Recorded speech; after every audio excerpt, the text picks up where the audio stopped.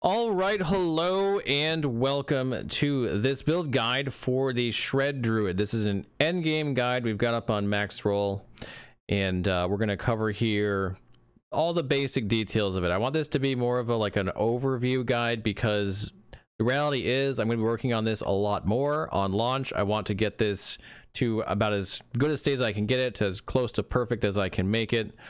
So there's going to be some things that change, but I want this to go out so you all can get an idea of how it's going to look. You can try it out for yourself because this is the best attempt at it before we go live, before we have all this access to it.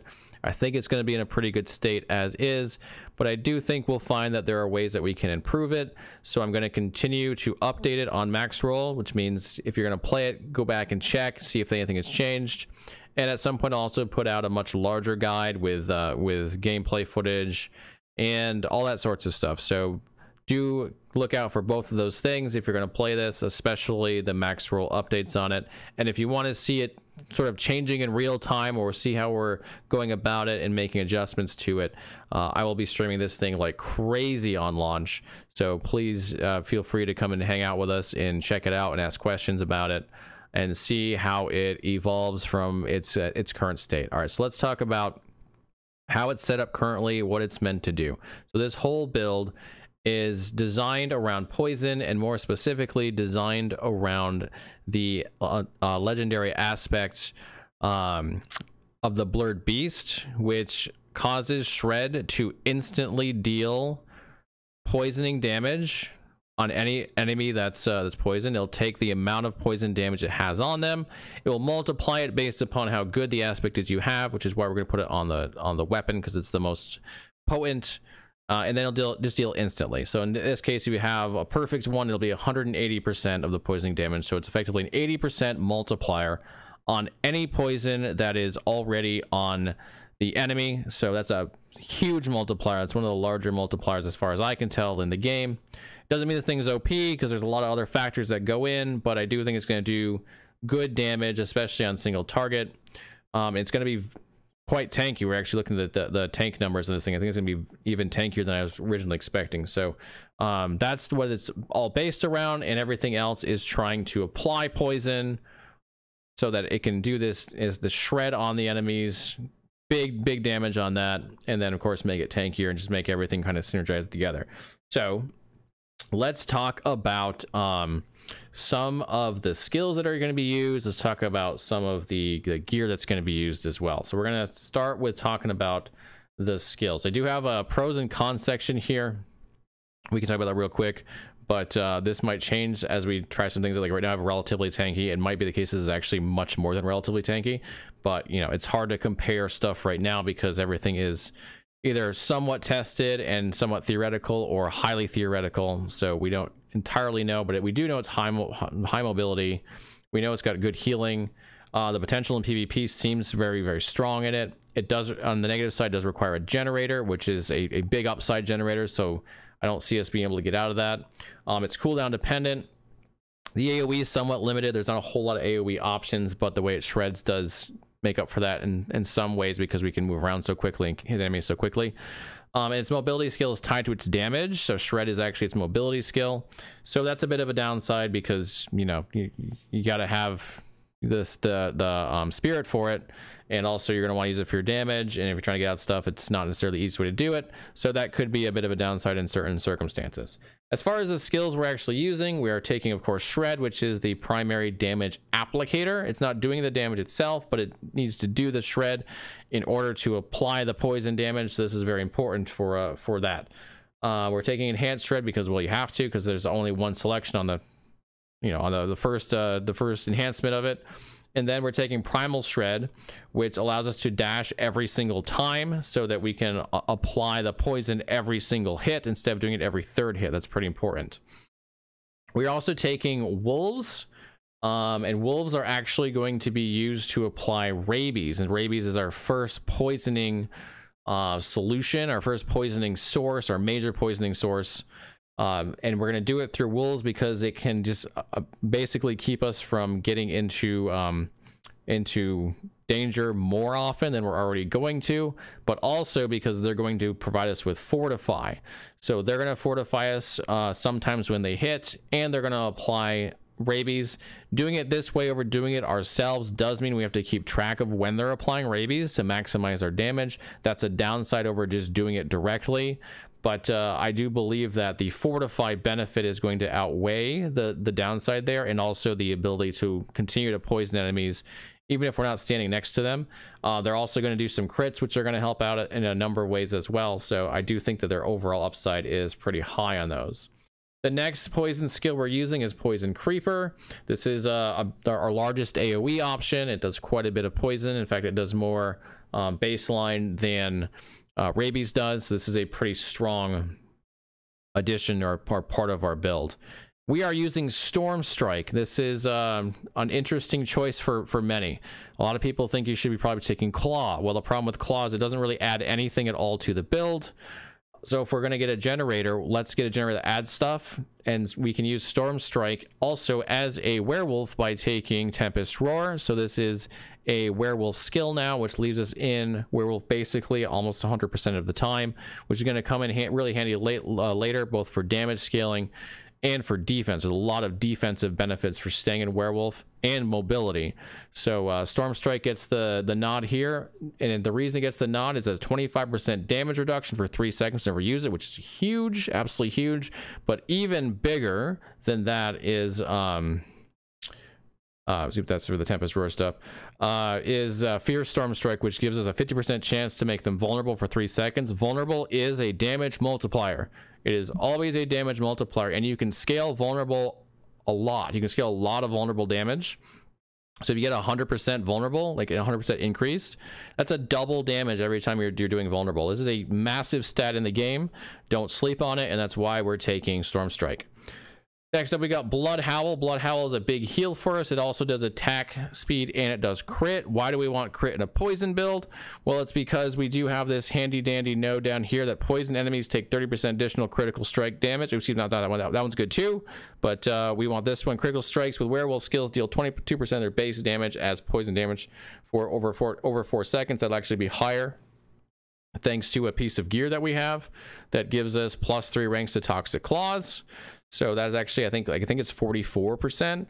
And again, any damage or any poison we apply, we get 180% damage on it. We get 80% multiplier from the legendary aspect. So this is just extra damage that we're getting. The Blood Howl gives us that, thanks to Night Howler's aspect. It gives us attack speed, it gives us a big heal, and it has a pretty short cooldown compared to other options. We already get a ton of damage reduction in this build, so having a heal is great.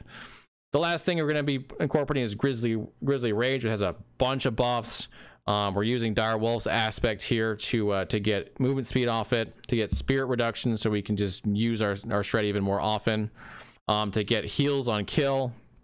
And then we get the other benefits that Grizzly Rage already offers, except for the damage reduction. We get the damage reduction, but we get the bonus damage, and we get the kill extension, which is going to allow us to keep it up even longer. This also got buffed, it looks like. It looks like it's going to get buffed a little bit, have a 2-second additional duration on it. So that's a nice little addition to that. Those are the skills we're using. All right, what about the Druid, the Spirit Boons? We've got Combi for the Storm, and we've got Masochist. Combi for the Storm gives us a cooldown to our ultimate skills, a lucky chance on that. Remember, we're using Storm Strike. So that's going to give us a chance to reduce the cooldown on Grizzly Rage, so we have more uptime on that. We've got Masochist. We get a heal from crits. We're already scaling crits for the poison, so let's also take this. Then we've got, we got Scythe Talons, increased critical strike chance to just synergize with the stuff we just talked about. Wariness, 10% damage, reduced damage from elites. Just another source of damage reduction. You can never have too much damage reduction. Critical strikes with werewolf skills are also going to deal 8% of their base damage. Excuse me, that's their Toxic Claws. I'm going to look at the wrong one here. Where's the one I wanted on there? Is there another one on here? What am I missing? Yeah, I'm missing this one. I'm missing Pack Leader. Pack Leader critical strikes have up to a 20% chance to reset the cooldowns of your companion skills. This is good for werewolf, but it's really good for poison creeper. So the more often we can get the poison creeper to go off, the better. The more poison we're going to apply. So this is a really strong option. It gets every critical strike has a lucky hit chance. So even whether we're shredding or whether we're doing storm strike, this isn't going to go off a ton because lucky hits kind of borked, especially with a 20% chance and a low lucky chance on some of the skills. But it's still going to go off. It's going to give us more damage, and I think it's definitely worth it. Okay, the skill usage rotation, or the skill rotation is fairly simple. Use Grizzly Rage, use Blood Howl for attack speed and crit chance, use Storm Strike to get up your vulnerable and your damage reduction, then apply your poisons. Use Poison Creeper or Rabies. If it's a big target, you might want to open up with both Poison Creeper and Rabies to get a really big damage. That's fine if you want to do it that way. That also gets your those cooldowns going faster, so that's probably the way to go. And then use Shred to instantly apply the damage. Hold down Shred until it's hit every target that has poison on it. Then go to Storm Strike to regain your spirit, and then just redo your rotation. Keep up your buffs as much as you can. Use Blood Howl on cooldown, or if the enemy is hitting hard and you need a heal, use it as a heal, either way. All right, build scaling. It's all about poison. That's a big part of this build, so we're going to want to scale our poison as much as we can. Vulnerable is massive. We're gonna try to scale that as much as we possibly can. As well, we've taken out aspect of the expectant, so I'm going to remove that from this section. Don't worry about that. That'll be off there. That hit the chopping block there on our decision making, because core skill doesn't actually increase the damage of the poison, instant poison that we do. So it had a small effect on only if we crit with Shred, which is not nearly good enough to take it. As far as defense goes, we do healing. We do a lot of healing. We have a lot of armor in this build. We should be armor capped if I'm right about how I think armor is scaling. I don't know that for sure. We're gonna have to test that, but I think we might be, which is what makes it so tanky. But we will see once we go live if we can actually get there. And we have some defensive legendaries, Aspect of the Might, which is just another reason to use a generator, because it gives 20% damage reduction for up to 6 seconds. Vigorous Aspect, if we're putting this in the amulet slot, we get 23.5% damage reduction from this while we're in werewolf, which we're pretty much always in werewolf, so that's amazing. Then we talked about the Storm Strike damage reduction, and Unstoppable is a really big part of the Grizzly Rage that we wanted. I didn't even mention that during Grizz. That's another huge part of it. Like, being unstoppable means you're not going to be CC'd. And a looting aspect we're using as well, just in case it's down and we're taking a lot of damage. This will help us to get out of it. Okay, as far as stat priorities, I'm not going to go through too much of this stuff here. It should be pretty self-explanatory. We will talk a little bit though about the gems we're going to take. So we're taking Royal Ruby for the maximum health. This is double bonus for us, double benefit, as it is for anything that really does a lot of healing, because you're going to get the maximum life, of course, but also most heals are based on percentage of your life. So the more life you have, the more you heal. So that's a big win. Royal Skulls we're going to use in our jewelry slots. The armor just seems like the best choice and not even close right now. So that's what we're going to go with. And then damage over time we're going to go with on the weapon, because that's what our entire build's around. So it's an easy win there. Okay, we already talked about some of the gear, but let's go into more detail here. So the Blurred Beast is the big part of it. We know that. It says 60 to 90, but in the weapon slot it goes to 180 because we're using a two-hander. Tempest Roar, we talked about this too. This is why we're using the Storm Strike, or we're using this so we can use Storm Strike and stay in werewolf form, so we get the damage reduction from Tempest Roar, the damage reduction from still being in werewolf, and we get vulnerable, which is huge. And the helm slot right now, we've got Disobedience. This is increasing our armor. This is actually the optional if we don't have Tempest Roar. This is not especially good for this build. You definitely want to get a Tempest Roar as soon as you can, but if you're not there yet, you can go with Disobedience for the armor stacking. Early in the game, you won't be capped anyway, probably, so this will help you at that point. Chest is Mad Wolf's Glee. This is another thing that keeps us in werewolf form. It's now our true form. We also gain +2 ranks to all werewolf skills, which I think affects everything but Poison Creeper. Because we turned Storm Strike into a werewolf thing, so we get benefits to every skill except for one. We're always a werewolf, which means that we're taking significantly less damage and doing significantly more damage, because we're going to scale both those. We're going to scale while in werewolf form. We have damage reduction on this from enemies that are poisoned, movement speed, poison damage, so 3 of the 4 stats are also really, really good. Okay, if you don't have that, you can go with Protector on the chest, which is just the barrier. This is really good for leveling. It's really easy to get. When you hit a lead enemy, you get a barrier. It's a really nice damage or defensive buff, but of course we're going to try to get the Mad Wolf's Glee as soon as we can. As far as gloves, these are the same effectively as what, the rings? Yeah, the rings. So gloves or rings. Blood Howl increases crit strike by 10%. This is not an amazing thing because it's a fairly short uptime, but on kill, Blood Howl's CDR drops. So it goes down by 1 second, I think, every kill. So we should actually be able to have this up quite a bit of time. So it's a pretty good item, not an amazing item, but a pretty good one. Expectant, basic core skills, increase the damage of attacking enemies with a basic skill, increase the damage. This is another, I actually have to remove this again. This is actually getting replaced by, where is it? Do I have you on here? Yeah, here it is. So your wolf companions are now werewolves, and werewolf companions deal additional damage and can spread rabies. So that's, I'll replace that. This is actually what's in that slot, not the core skill one. So it's that way we can have up the wolves that are doing rabies on it, and then the dire wolves is the one that we're using for Grizzly Rage, which lets us be a werewolf with Grizzly Rage instead of being a werebear, so we can scale those stats and also get the movement speed and the spirit cost reduction. Pants, we've got Might. This is the basic skills, grant 20% damage reduction for up to 6 seconds. Very good. Boots, we've got Eluding, another form of Unstoppable, another source of it so that we can get up CC. Amulet, we got Vigorous, is a 22.5% damage reduction. That's up pretty much all the time. And then the rings were the same as the gloves. All right, we're going to skip this stuff. You can feel free to read it as you go, but it's just telling you how to kind of get to where you want to be eventually.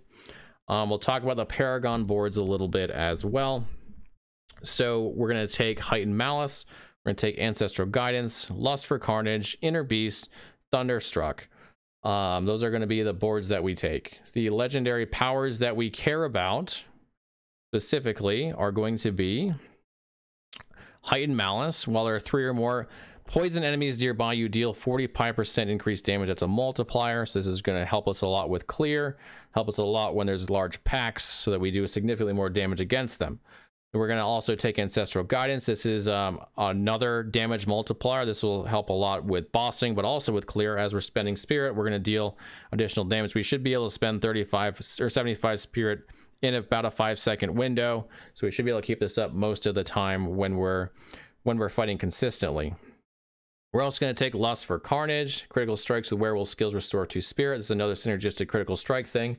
Getting more spirit means we can do more shreds, and we're probably going to want to do a lot of shreds even when we don't have a lot of poison on them, because we're going to be able to crit and apply more poison on them, and also get more spirit, and just generally are going to be able to use shred to fill in a lot of gaps here, and then spend the spirit so we can get our damage multiplier. So we'll probably be shredding a lot more than we necessarily would need to.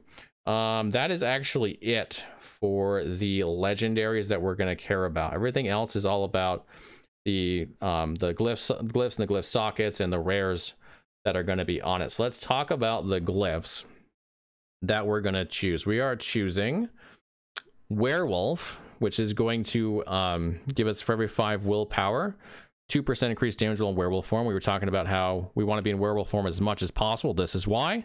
We're also getting damage reduction while in werewolf form. So this is very powerful for a werewolf build. This is a really, really good glyph. That's why it's number 1 on here. The poise we have. Bonus to all rare nodes within range. This is the only thing we care about on here. You might think that's kind of a weird glyph to choose, but the reason that we're choosing poise is because of what it's going to power up. So here is poise, and we're going to power up the rare nodes, damage reduction from enemies that are poisoned. Well, we're going to be poisoning enemies constantly, so most of the time they're going to be poisoned. So this is a lot of damage. This is 14 and 14 damage reduction, 28% if it's additive.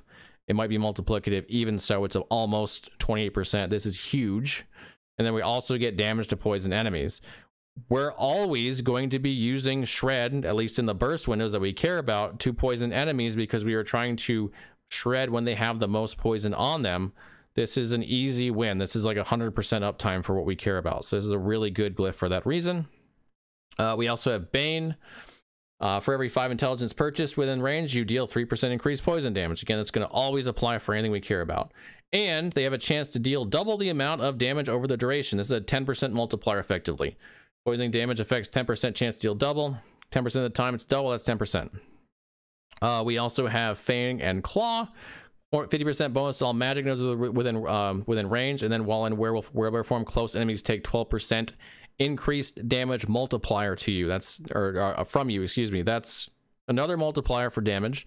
Always good. And we take advantage of those magic nodes as well here. Where is it? Let's find you. It's this one up here. There you are. And so what do we get from that? We get a big armor boost, which when we're talking about armor is really important. So we get a big armor boost here. We also get damage, shape-shifting skill damage, and we get some pretty big attributes. We get dexterity and we get intelligence. So this is just a huge benefit for us. So that's why we take Fang and Claw. Then we also take Tracker. We deal 3% increased damage to poison targets. And poisoning damage effect lasts 33% longer. That's a multiplier. 33% longer. The game does just give you additional damage over that period of time. So it's not like it takes you to 100 poison damage over 5 seconds and did it over 7. It's not like 100 over 7. No, it's 100 plus whatever the extra 2 seconds is equivalent to as a multiplier, as additional damage. So this is a multiplier of 33%. And given that we're going to do the damage instantly anyway, it doesn't bother us at all that it takes longer. It doesn't actually take longer for us at all. It's just straight up damage. So this is an awesome glyph. I should point out, these aren't actually like, these aren't like priority of like how valuable these things are. These are just like where we're going to slot them. This is the first board, second board, third board, fourth board, it's so on and so forth. Then Territorial is the 6th one. For every 5 dexterity purchase within range, you deal 3% increased damage to close targets. Shred's always going to be at a close target because it has to be, and because it's like literally leaping towards them. So this is always going to be on. And then another damage reduction from close enemies. Again, since we're always next to enemies, almost always, this should be on most of the time, except for ranged enemies, which you're going to try to shred into them anyway and get to them as fast as possible. So that should be up most of the time. Okay, that is everything with the glyphs. The only other thing I want to talk about is the mechanics section. And this is mostly just hey guys, this is what we're working on early. Like, so we don't know everything about this build, not claiming to know everything about this build. We're going to learn a lot about it as we go on. And so this is what we kind of know, and then what we kind of don't know, or we think we know, but maybe we don't. So we do know a lot of things that scale poisoning.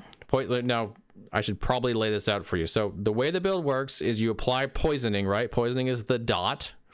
And then when you shred, you do instant poison damage based on the amount of poisoning they had. So we know all of the things that scale with poisoning. The only question, and we're like 95% sure we know, but we're just going to be super sure, is does anything scale with the instant poison damage after? Would be effectively like a double multiplier if it did.